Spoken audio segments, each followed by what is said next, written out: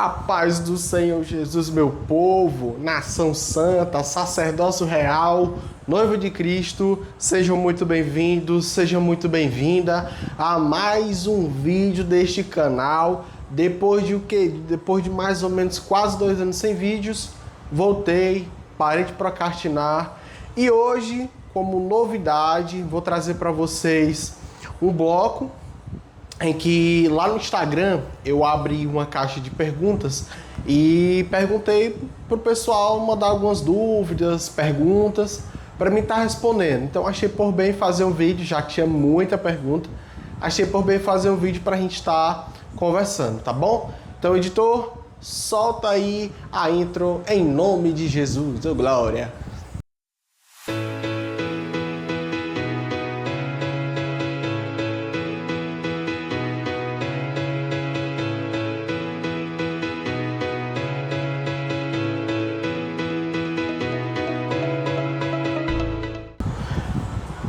Meus amados irmãos, hoje a gente vai estar fazendo esse vídeo nessa dinâmica, tá? Lembrando que toda semana eu vou estar fazendo lá no meu Instagram, se você ainda não me segue, vou deixar o meu @, aí na descrição e também aqui no vídeo, tá bom? Então, se você ainda não me segue, me siga lá. Lá a gente fala de cristianismo, fala da vida, fala dos projetos, fala de muita coisa.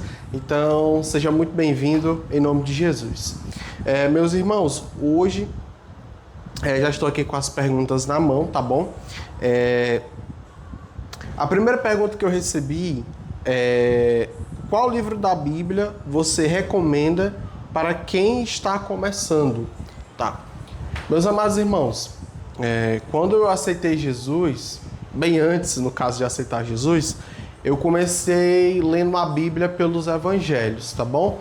Eu comecei pelos evangelhos de Marcos, Lucas, João e Mateus, tá bom? Então comece pelos evangelhos para você entender melhor, né? Os evangelhos vão falar sobre a vida, sobre a pessoa de Cristo, tá? E através desses livros vocês vão ter um direcionamento melhor, tá bom? Depois recomendo que você tenha a fome e a sede para ler de Gênesis a Apocalipse, para que você entenda a relação de Deus com o homem durante todo o processo da história humana, tá bom? Então, minha recomendação é: comece pelos evangelhos, tá bom? A próxima pergunta é: você acha que ainda existe dons espirituais atualmente? Sim, acredito que existem dons espirituais, como está presente na palavra do Senhor, tá bom? Alguns dos dons são profecia, interpretação de línguas, dons de cura, entre outros dons, tá? Acredito que eles operam hoje em dia, acredito na continuidade dos dons, até porque, como bom assembleiano que eu sou, acredito que os dons não cessaram com a morte do último apóstolo, mas são algo para a igreja. Foi algo para a igreja primitiva e também permanece para a igreja atual, tá bom? O que a gente raramente vê, irmãos, é porque há uma busca muito grande pelo falar em línguas, tá bom? Então os irmãos acabam deixando um pouco de lado, às vezes, os demais dons, né? Que na minha opinião, como Paulo diz, prefiro eu que vocês profetizem.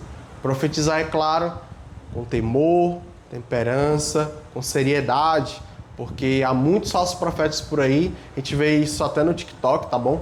Que alguns irmãos alegam receber revelações de Deus em troca de um pix de R$50, em troca de um pix de R$80. Irmãos, que Deus tenha misericórdia dessa geração, porque cada dia que passa a gente vê mais bizarrice, tá bom? Então, acredito-se na continuidade. E também, meus irmãos, é bem importante salientar que, da mesma forma que Paulo encoraja os irmãos de Coríntios a ofertarem com amor, né, a terem essa inclinação de ajudar o próximo, naquele caso, né, de que a igreja da Judéia estava precisando de ofertas, eles fizeram isso com amor, porque amavam. A mesma forma sobre os dons, precisa ter amor.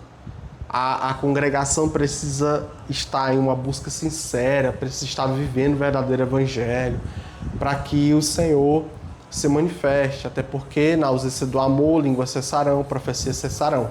Então, sem o amor, irmãos, no Evangelho, nada flui. Até porque a mensagem central do Evangelho do nosso Senhor Jesus Cristo foi o quê? Foi morrer na cruz pelos meus e pelos teus pecados.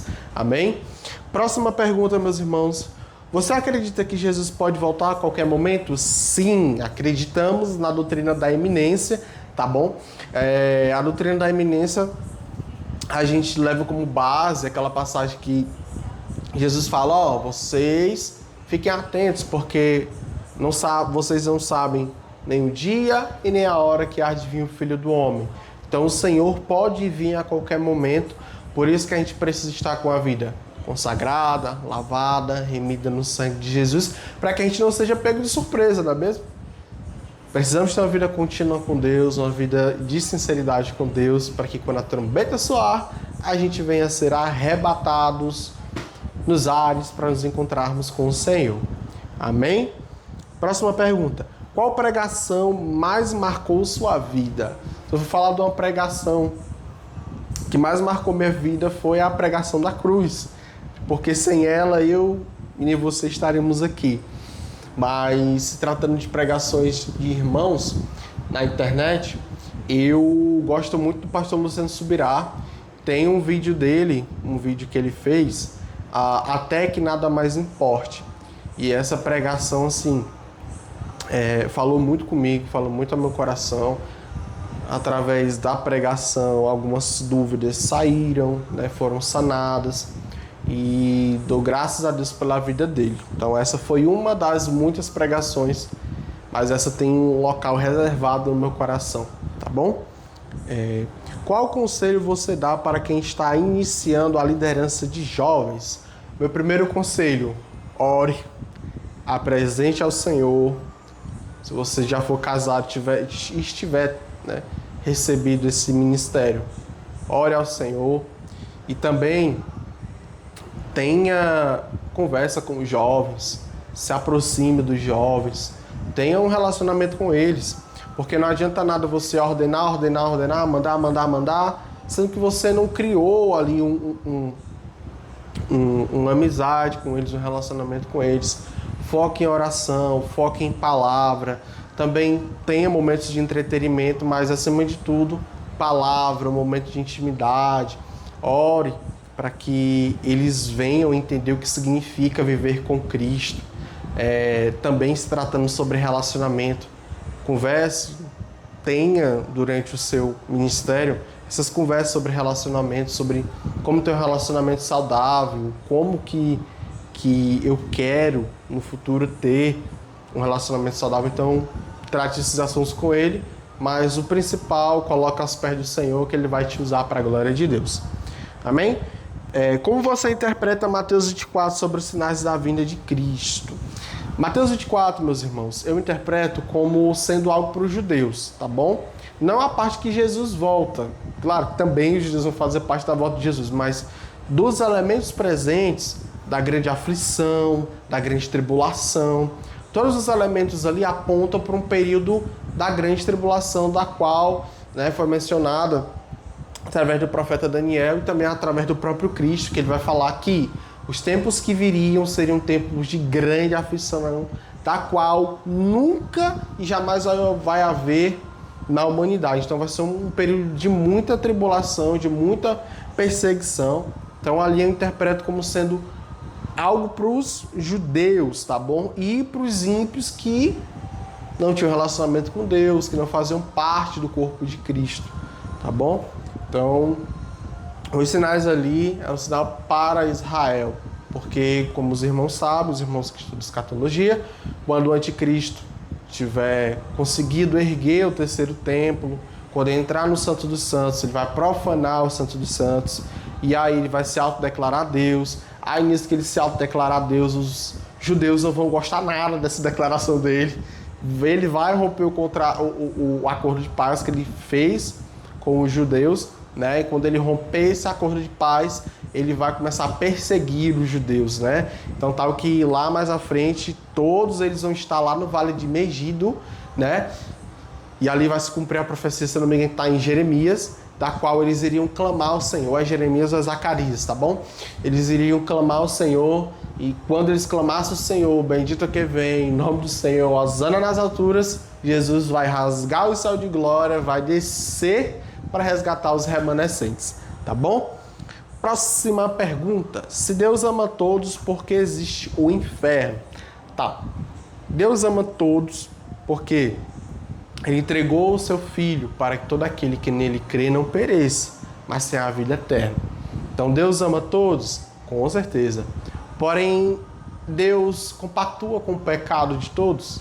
Jamais, tá? Então, o inferno foi criado, ou o Hades, foi criado para o diabo e os seus anjos, os demônios. Então, o principal ponto lá seria que o inimigo e os seus anjos fossem jogados lá. Mas, depois da queda, aqueles seres humanos rebeldes que não quiseram, por escolha própria, se render a Cristo, se render ao Senhor, disseram não para o plano de salvação do Senhor, esses estarão condenados ao inferno, tá bom? Até porque aqueles que não aceitarem e não crerem no Senhor Jesus já estão condenados, tá bom? Então o inferno existe como um lugar de punição para aqueles que não quiseram a graça. Como você explicaria a Trindade para alguém que diz que ela não está na Bíblia? Tá bom. A terminologia Trindade, meus irmãos, ela não está presente na palavra do Senhor, tá bom? Ela é um termo teológico. E eu digo, irmãos, que a revelação ela é progressiva.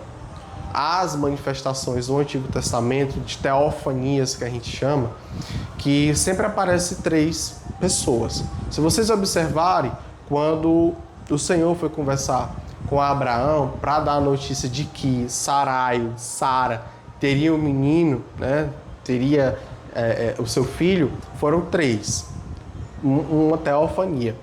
Quando a gente vê lá mais na frente, quando João Batista vai batizar o Senhor, lá, né, a gente vê que está o Filho sendo batizado, sobre ele desce o Espírito Santo em forma de pomba, e do céu clama uma voz, dizendo: este é meu Filho amado, a quem me comprazo. Os 3 ali presentes, tá bom? A gente também vai ver na questão do batismo, né? Quando for batizar em nome do Pai, do Filho e do Espírito Santo. Biblicamente falando, essa distinção, essa doutrina, ela está presente e é um fato que não dá para a gente negar, irmãos. Então, tá que no primeiro século da era da igreja, isso sempre foi algo muito claro para os cristãos da época. Deus é Pai, Deus é Filho, Deus é Espírito Santo, tá bom? A Trindade, irmãos, a gente nunca vai entender completamente, porque nós somos seres humanos limitados.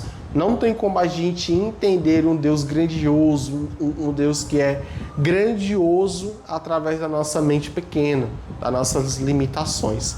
Mas o que sabemos é que os 3 compartilham a mesma consubstância, que são Deus. O Filho não é o Pai não é o Filho, o Espírito não é o Filho, o Espírito não é o Pai. Os 3 são Deus, tá bom? E acredito que na eternidade essa dúvida vai ser sanada. Qual o seu personagem de anime favorito? Editor, bota aí. Ô, glória!